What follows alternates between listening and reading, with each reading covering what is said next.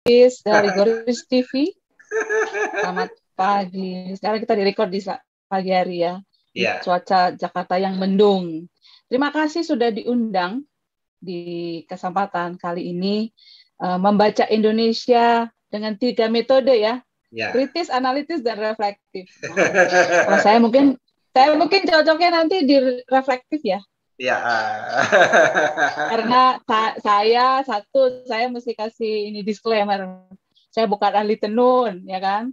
Terus saya bukan pengusaha yang usahanya udah moncer gitu ya. Tapi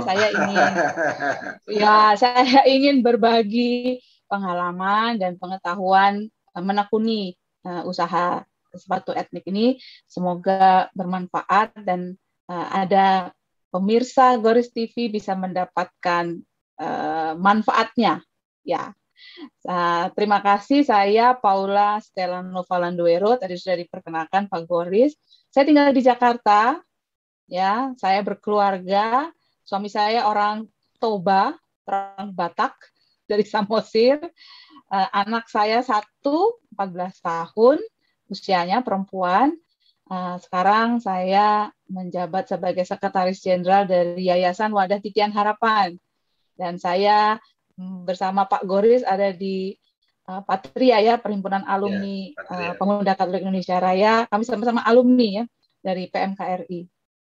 Dan terima kasih kesempatannya bisa men-sharingkan tentang tenun dan peluang usaha untuk perempuan. Saya setuju tadi memang bicara tentang perempuan dan tenun itu tidak jauh-jauh ya, karena memang penenun itu perempuan. Dan mungkin kalau saya boleh cerita nih Pak Goris, panjang nih sebenarnya kenapa saya bisa terjun gitu, jatuh cinta pada usaha ini. Nah, kalau saya diminta cerita tuh saya senang karena ini adalah passion baru saya dalam beberapa tahun, setidaknya 5 tahun terakhir. Sebenarnya saya itu background-nya corporate lawyer. Saya legal gitu ya, legal counsel perusahaan. Di satu perusahaan, dan saya waktu itu, bapak saya orang Flores, orang Manggarai, tapi dari kecil kami tidak terlalu diperkenalkan begitu ya dengan hal-hal yang sifatnya itu kedaerahan. Kemanggaraian. Ya. Kami tidak di Kemanggaraian ya, nggak ya mungkin tapi karena mungkin anak-anak apa sih gitu ya, nggak terlalu tertarik begitu. Nah, di tahun 2016 saya masih corporate lawyer di satu usaha di perusahaan yang cukup terkenal.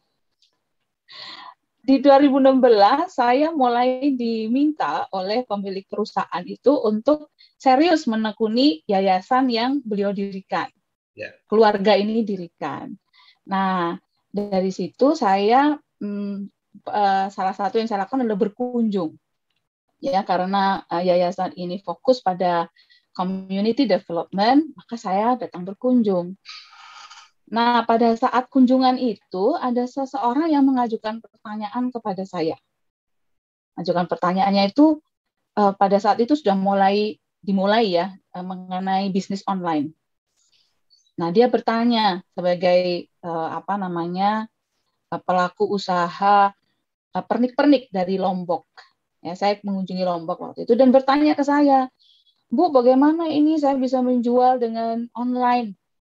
Nah, pada saat itu saya online tuh apa sih? Nggak ngerti gitu. Karena ya kita masih cara belanja konvensional di tahun 2016. Belanja konvensional masih datang ke toko, ke supermarket, ke ke mall begitu ya. Kalau enggak beli tuh, kalau enggak dipegang, dilihat, dipakai, dirasakan tuh kan kayaknya enggak puas gitu ya. Jadi belanja online tuh tidak ada dalam kamus saya waktu itu. Nah, saya nggak bisa jawab dong karena I don't know what is online business gitu. Jual online tuh apa sih gitu. Itulah yang jadi trigger, jadi pemicu saya pengen tahu nih jualan online tuh kayak apa. Karena dari cerita itu sepertinya dia pengen ada upaya gitu, gimana supaya jualannya, produk kreatifnya dia itu bisa tembus sampai ke luar Lombok. Karena kalau dijual di Lombok aja, ya mungkin hasilnya gitu-gitu aja ya. Dari situlah saya mulai belajar apa sih bisnis online. Saya mulai belanja online dulu. Dan belanja online tuh, Pak Goris pernah belanja online nggak? Oh, sering, Waduh, sering, sering, sering. pada saat itu Ini online ampun deh. semua ini Hah? online. Online semua ya. Nah, Online. sekarang Ini kan nggak udah ada yang mulai, online. apalagi corona kan, apalagi Ya, COVID kan, kita apalagi mau nggak corona. mau kan ya, teknologi ya dalam genggaman ya, jempol aja yang main. Nah, pada zaman itu kan enggak ya, Iya. 2016 tuh saya ingat sekali, apa ini ya, barang apa sih ini? Nah, itulah yang saya mulai belajar beli. Dan pengalamannya juga ada yang pahit juga, datangnya nggak sesuai harapan, fotonya bagus, tapi datangnya nggak sesuai foto begitu ya. Tapi saya memang invested untuk belajar, untuk cari tahu. Nah, di saat belajar itu, kemudian saya menemukan satu apa namanya, bertemu dengan satu teman, seseorang yang menjual sepatu etnik, sepatu tapi bahannya batik. Namanya Dowarna ya. Hmm. Saya sebut di sini, nanti banyak mungkin di daerah Jogja, daerah Jawa Tengah sudah mulai ya, Ya. banyak sekali reseller-reseller sepatu itu. Tapi masih bahannya batik. Nah, saya mulai menekuni, saya mulai ngobrol dengan pemilik usahanya, dan kemudian kami bekerja sama. Kami bekerja sama di situ. Saya tuh tipe yang gini, Pak Goris. I'm not the expert, Hmm. ya. Jadi lebih baik kasih ke ahlinya gitulah. Ya, ya. Ya kan? Jadi kalau misalnya saya bukan pengrajin, saya nggak tahu bisnis sepatu, biarkan kita kerjasama, biarkan kawan saya tadi yang mengelolanya. Misalnya saya menjadi investor, begitulah kurang lebih. Mulainya dari situ. Nah, berjalannya waktu saya udah mulai kenal nih, belajar jualan online itu seperti apa. Nah, dari situ akhirnya di tahun 2017 saya diminta oleh pendiri yayasan dan pemilik usaha yang saya kerja, perusahaan di saya kerja itu diminta untuk total full, Paula bantu full ya yayasan. Nah, disitulah saya baru kenal yang namanya, mendalami yang namanya tenun. Sebelum-sebelumnya saya cuma lihat tahu, oh itu tenun orang Manggarai. Kita pakai songke gitu kan. Oh, Ya. songke. Itu aja, cuma sekedar tahu aja. Nah, tapi karena apa namanya, yayasan wadah di mana saya bekerja ini banyak mayoritas yang didampingi itu di Indonesia bagian timur, di Oh, ya. NTT. Saya mulai ke sana tuh, mulai jalan-jalan ke Maumere, ya ke Tambua, ke Kupang, ya. Saya mulai jalan-jalan ke situ dan saya lihat kok bagus ya. Dan saya mulai memperhatikan orang menenun itu ternyata membutuhkan energi, waktu luar biasa. Ya. Di situ saya mulai jatuh cinta dan mulai ada semacam gimana ya, masa saya yang, dari situlah saya mulai belajar ketemu orang Manggarai gitu kan, diajak ngomong bahasa Manggarai saya yang nggak ngerti.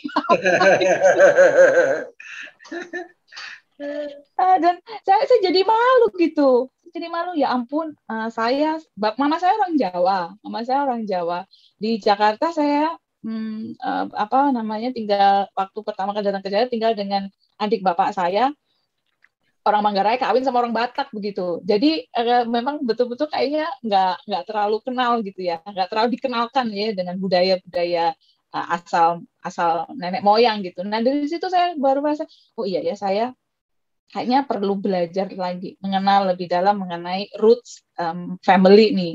Nah, di situ saya mulai kemudian belajar tenun. Saya juga baru kenal tenun itu ternyata bermacam-macam gitu ya. Ada tenun ikat, ada tenun bunga, tenun sesuatu itu juga pada saat itu. Dan di situ saya juga merasa, wah, gimana ya, penenun ini kan menghabiskan waktu yang tidak sedikit.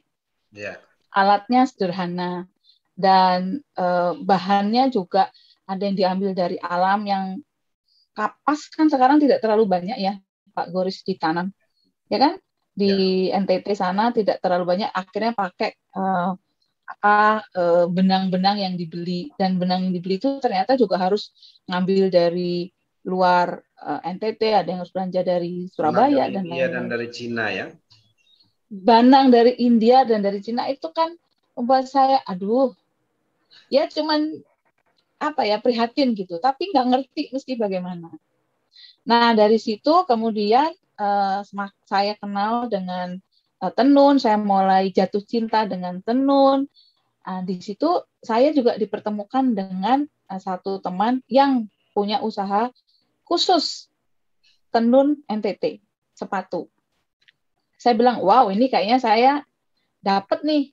Selama ini yang saya saya pikirkan, saya menemukan salah satu jalan keluar. Dan akhirnya saya saya datang ke workshopnya, saya tanya bagaimana kita bisa bekerja sama. Nah, disitulah akhirnya yang sepatu batik biarkan dengan dikelola oleh yang sudah profesional, yang udah tahu, ya saya sebagai kawan bisnisnya. Nah, yang di sepatu tenun ini saya mulai dalami.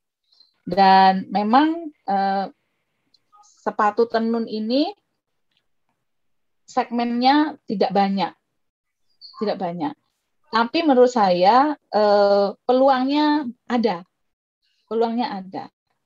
Nah, karena saya melihat tenun-tenun yang diproduksi oleh mama-mama tadi, biasanya kan dipakai untuk baju, dipakai untuk sarung, ya, dipakai untuk kegiatan-kegiatan upacara-upacara. Terus kemudian saya mulai, kenapa enggak ya tenun-tenun yang dibuat oleh setidaknya dampingan yang ada di Yayasan Wadah itu mulai saya salurkan ke usaha sepatu ini. Gitu. Cuman tidak mudah nih. Tidak mudah karena apa? Salah satu kendala kita itu adalah kualitas. Ya, kita bisa maklumi ya, membuat tenun kan nggak mudah, tidak cepat. Bersaing dengan tenun Jepara. Ada yang namanya tenun Jepara. Tenun Jepara ini saya juga datengin tuh. Karena saya tenun pabrik. Saya pengen yang pakai ATBM, yang pakai saya juga datang nih karena menurut saya apa yang jadi yang jadi tantangan dari tenun-tenun asli dari NTT itu memang bukan industri ya. Tenun NTT itu kan kelompok, belum jadi industri. Ya, dan segmennya juga terbatas. Nah, tapi memang kualitas menurut saya bukan ahli tenun, tapi kualitasnya memang beda. Misalnya dari kerapatannya, dari kalau kita ketemu tenun NTT itu kan motifnya macam-macam. Motifnya ada yang kayak saya nih, saya pakai maumere gitu, itu kan ada dengan bunga-bunga. Manggarai lebih rumit lagi dengan warnanya yang gonjreng, yang rame gitu. Atau tenun. Nah, itu kan nggak mudah ya untuk jadi sepatu ya. Karena kan kalau sepatu kan harus dengan detail, polanya dan lain-lain. Lebih rapi ya, lebih berkualitas juga. Betul, lebih rapi. Dan kan orang kalau pakai di kaki itu kan juga ya pengennya cocok dengan bajunya ya, macam itu. Jadi memang tidak mudah ya. Dari tahun 2018 saya mulai kenal dengan tenun NTT untuk sepatu ini sampai dengan hari ini.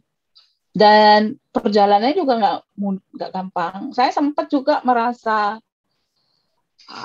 berat banget sih ini, karena kalau dilihat dari penghasilan juga nggak gede-gede banget gitu ya. Artinya kita perlu nggak bisa jadi satu-satunya penghasilan untuk saya.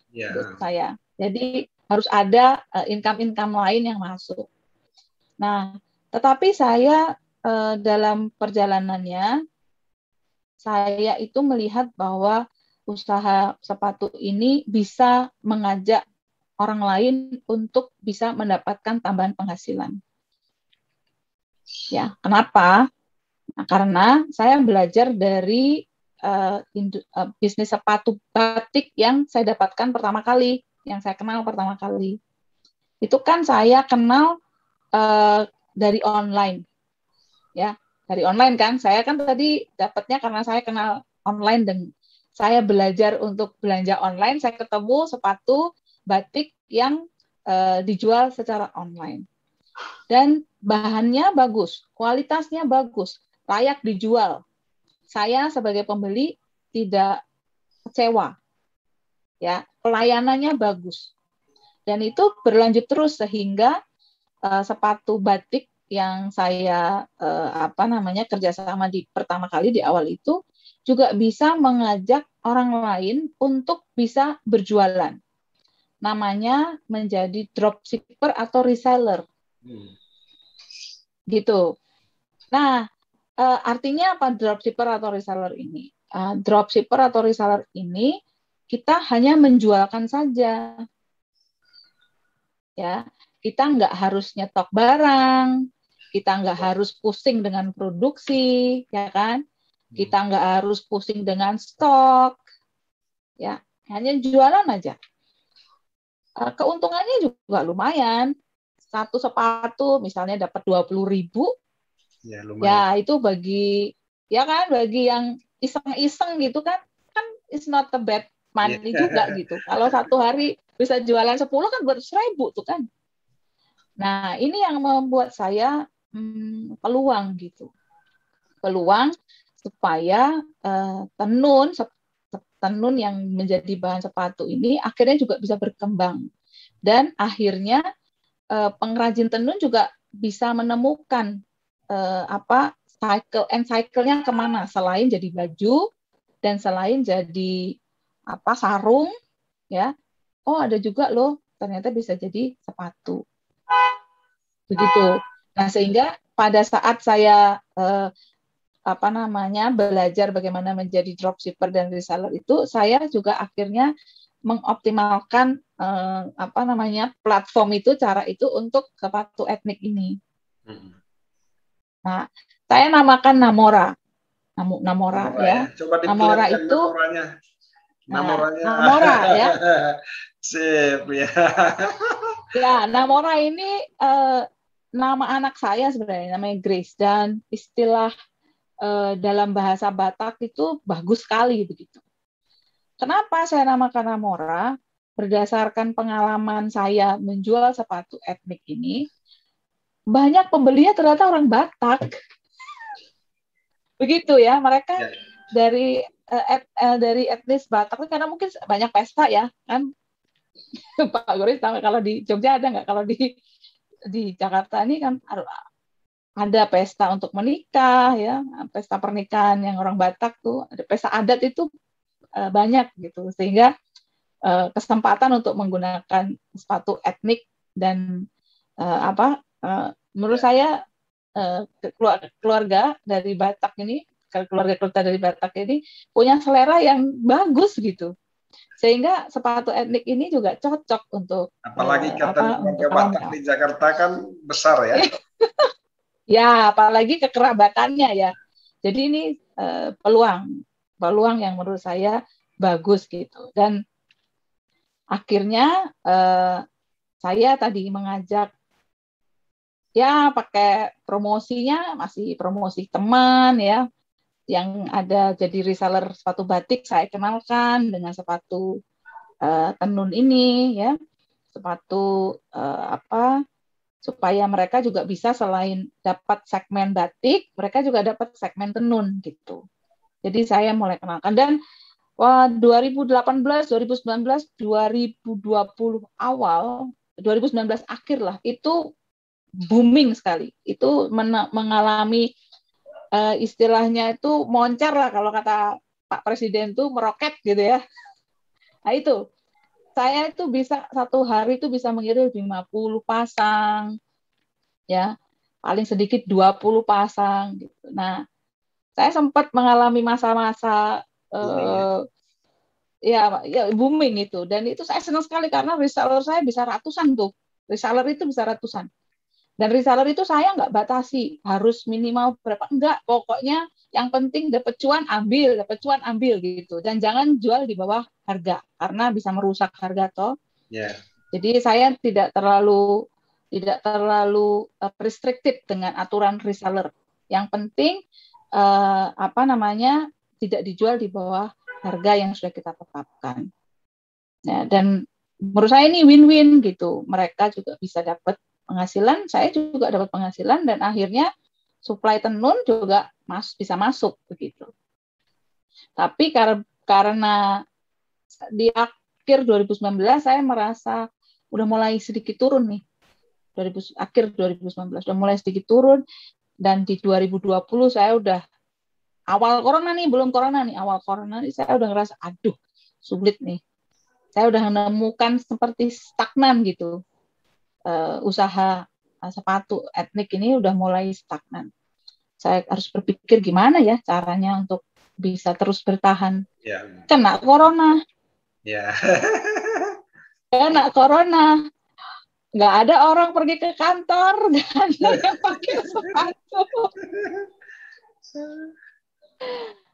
Itu tidak hanya saya rasa ya, hampir semua industri, hampir semua manusia di dunia mengalami hal yang sama. Dan saya sempat tuh, saya selesai aja deh. Sempat saya kayaknya ini it's not my business, ini saya nggak mau lanjutkan. Tapi kemudian saya kembali lagi kepada tujuan awal saya. Kenapa sih saya ada di sini? Kenapa sih saya menekuni usaha ini? Kan bukan cuma karena uang toh, ada hal lain yang menurut saya hal lain itu adalah reseller-reseller yang mungkin tidak signifikan penghasilannya dari usaha sepatu ini, tapi setidaknya mereka mendapatkan sesuatu walaupun sedikit, ya 20.000 untuk satu sepatu, kalau bisa lebih puji Tuhan, alhamdulillah, ya kan, satu hari. Dan ternyata perasaan saya benar gitu. Jadi kalau misalnya saya waktu itu berhenti, ya mungkin itu tadi ya, ada penyesalan ya kenapa saya nggak lanjutkan saja gitu. Karena ternyata dengan corona pun, dengan COVID ini pun, setidaknya masih ada lah orang-orang yang tetap membeli sepatu. Ya, itu jadi pertanyaan dari Gorissa dan TV itu target pasarnya siapa aja? Menengah ke atas ya? Atau ini juga. Jadi gini, ini saya juga belajar pada saat karena saya ini orangnya yang nggak mau cuma ngelepas gitu aja. Satu, kalau saya menjual, saya harus tahu kualitasnya. Saya harus tahu sendiri yakin bahwa barang yang saya jual ini layak untuk dijual. Dan waktu saya jual itu, saya juga ngelihat nih, ini barang perginya kemana aja sih? Karena kan tadi ya dijual dengan cara dropshipper atau reseller. Artinya kan yang mengirim kan tetap dari Jakarta, tetap dari kami, gitu kan? Jadi data itu kan ada. Saya lihat nih, ini barang ke Kalimantan, ini barang ke Sumatera, ini barang ada ke Kupang, sedikit yang ke Flores. Saya perhatiin kenapa ya? Oh, ternyata ongkos kirimnya besar. Itu juga nggak murah. Betul. Dan kalau dengan ongkos kirim yang tidak murah, saya sedih juga nih, nggak banyak orang di NTT, setidaknya di Kepulauan Flores itu yang bisa menikmati gitu, karena harganya yang agak sulit. Kenapa? Satu, karena bahannya bukan kulit sintetis. Yeah. Kulitnya kulit sapi, kulit asli. Yeah. Ya. Kenapa? Karena kalau kena kulit sintetis sayang. Ini kan tenun ini kan karya seni yang menurut saya bukan cetak kan, bukan karena orang gambar print, jadi kan enggak kan, itu kan pada saat diproses itu kan ada relasi antara si penenun dengan kainnya gitu. Jadi kalau dengan kulit sintetis kok sayang gitu. Jadi memang harganya lumayan. Battery 90%. Nah kalau dengan harga yang lumayan ini, memang segmen pasarnya juga paling tidak di kelas pekerja, kelas yang bekerja, yang jadi pegawai begitu ya.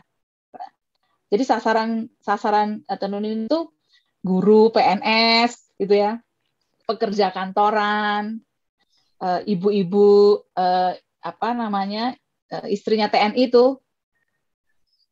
Ya kan kadang-kadang perlu seragam atau perlu acara ya pakai tenun gitu. Istri polisi. Ya. Jadi memang segmented gitu, nggak seperti sepatu batik yang di usaha saya yang kerja sama yang saya pertama yang memang harganya di bawah ini. Ya, karena harganya di bawah jadi segmennya juga lebih luas. Kalau ini memang segmented gitu ya menurut saya. Dan ini jadi tantangan kenapa saya sempat nyerah, aduh susah ya. Saya nggak bisa jual ke level yang lebih tinggi karena balik lagi kualitas. Saya itu nggak pede gitu ya ngejual ke segmen yang di atas, yang kelas butik gitu. Kan ada tuh ya yang kelas butik yang harganya juta-juta gitu ya. Saya belum pede gitu. Karena itu tadi saya sangat memperhatikan kualitas. Jangan sampai, kan kita kalau jualan itu kan yang paling penting reputasi. Reputasi kan. Kalau sekali reputasinya tidak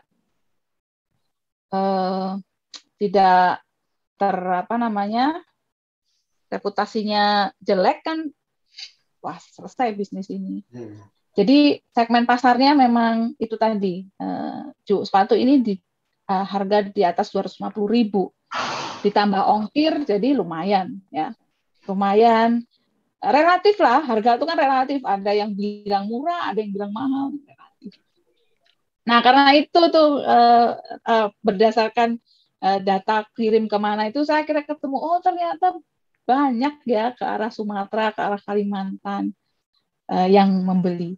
Dan ternyata mereka juga tidak membeli untuk dipakai sendiri, tapi mereka juga jualkan ke tempat lain, misalnya teman kantornya, ya teman kerjanya, ada juga yang tetangganya nitip, karena kan lumayan ongkirnya, ongkos kirimnya 1 kilo bisa 3 sepatu misalnya. Itu kan lumayan kan. Nah, dan buat saya berarti bisa sharing profit kita gitu. Berarti bisa sharing penghasilan walaupun mungkin tidak banyak. Nah, itu yang membuat saya sampai sekarang terus bertahan. Walaupun sampai hari ini juga tidak mudah. Bisa loh, saya nggak bisa ngirim sepatu, artinya nggak ada penjualan tuh bisa. Ada situasi, apalagi dengan COVID pandemi 1,5 tahun ini. Tapi kembali lagi ke tujuan awal kenapa saya menekuni ini, karena tidak hanya tenun ya, sepatu etnik, tetapi juga reseller yang bisa terus mendapatkan penghasilan. Dan rata-rata reseller ini perempuan, nggak rata-rata, majority 99% lah ibu-ibu, perempuan dan ibu rumah tangga. Ibu rumah tangga, ada juga yang karyawan gitu ya. Nah, belum masuk ke segmen anak generasi milenial nih. Saya lihat segmennya bukan di generasi milenial, karena kalau saya lihat ke anak saya juga anak saya generasi Z ya. Tapi kayaknya nggak terlalu tertarik gitu ya dengan model-model gini, karena ini kan lebih ke formal untuk orang kerja. Nah, ini juga tantangan untuk berinovasi ya, supaya tenun ini juga dikenal di generasi-generasi milenial. Begitu, Pak. Oke, ceritanya. Waktu kita sudah habis ya. Ada nggak yang bisa Anu sampaikan terkait dengan, nah ini kan perlu dihubungkan dengan kebijakan pemerintah ya, dengan banyak aspek ya. Ada yang bisa disampaikan? Atau selama ini Anu sudah pernah mengikuti pameran begitu? Kan banyak tuh Ya, pameran. betul. Ya, betul. Pameran menjadi salah satu upaya ya untuk memperkenalkan, tidak untuk menjual, untuk memperkenalkan. Karena pengalaman saya, pameran ini lebih pada promosi saja ya, promosi, belum sampai kemudian target penjualan seperti apa, enggak. Saya sebenarnya punya harapan dan saya tidak tahu apakah ini realistis, terlalu memaksa atau bagaimana. Di tahun 2019 akhir, saya sempat datang ke Labuan Bajo, ke Manggarai, ke kampung di mana bapak saya dan keluarganya. Saya punya kerinduan itu untuk ada industri sepatu ini di NTT sendiri. Iya. Ya, kenapa? Karena mendekatkan pasar. Tenunnya ada, tetapi industri kreatif untuk sepatunya saya lihat kok belum ada. Nah, kemungkinannya ada beberapa, bisa saja karena memang sumber daya pengrajin sepatu itu nggak semua bisa punya talenta itu ya. Talenta menjadi pengrajin sepatu ya bisa aja ya, hanya daerah tertentu. Ini kembali bukan analitis ini ya, hanya reflektif aja. Jadi bisa saja ini perasaan saya saja. Tapi saya belum menemukan nih ada pengrajin sepatu yang ada di daerah Labuan Bajo yang sekarang kan sedang booming dengan ini kan satu kesempatan gitu untuk bisa punya industri kreatif sepatu atau tas atau apa yang dengan tenun atau di Kupang. Ini kerinduan saya. Saya sempat ngobrol waktu itu dengan kawan-kawan dari Yayasan Wadah. Kira-kira kita bisa melakukan apa supaya mendekatkan tenun ini kepada masyarakat juga di NTT untuk jadi apapun ya, sepatu atau tas atau bahan-bahan seperti pouch bag begitu. Nah, itu yang saya senang mendengar Ibu Gubernur ya, Ibu Julia itu kan juga sangat punya ketertarikan dan industri tenun di Kupang untuk baju kalau beliau fashion. Nah, saya belum menemukan untuk sepatu memang. Nah, kalau misalnya mungkin perlu mulai dengan studi apa ya, atau mengirim beberapa orang untuk melakukan pelatihan pengrajin sepatu ya. Di Jogja banyak sekali pengrajin sepatu kan, tinggal kalau tenun itu kan brandnya aja.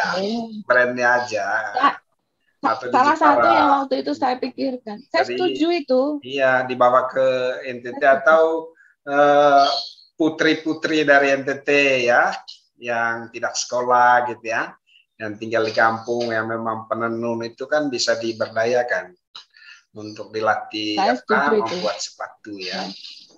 Kira-kira begitu. Ya, betul, setuju. Saya sempat bicara dengan rekan bisnis saya itu, bisa nggak misalnya bisa kirim untuk melatih pengrajin sepatu. Dan itu sudah kami sempat diskusikan tuh sebelum corona di 2019.